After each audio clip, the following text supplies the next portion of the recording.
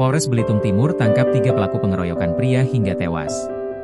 Polres Belitung Timur menggelar konferensi pers terkait kasus pengeroyokan yang mengakibatkan seorang pria bernama Prendy, 31, meninggal dunia di warung kopi KD, Dusun Penirukan I, Desa Mayang, Kecamatan Kelapa Kampit, Kabupaten Belitung Timur, Sabtu, 13 Desember 2025.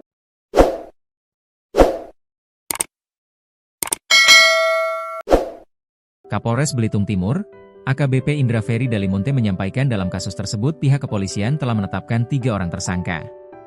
Dari hasil penyelidikan dan pengembangan yang kami lakukan, Satreskrim Polres Belitung Timur telah mengamankan 3 orang tersangka yang terbukti secara bersama-sama melakukan pengeroyokan terhadap korban hingga meninggal dunia, ujar AKBP Indra dalam konferensi pers. Ketiga tersangka adalah Burhanuddin Ahmad alias Burhan, 34, Mo Suheri alias Heri, 35, dan Adi Mardani alias Adi, 33. Ketiganya laki-laki dan bekerja sebagai buruh harian lepas, dengan alamat tempat tinggal di Kabupaten Belitung Timur.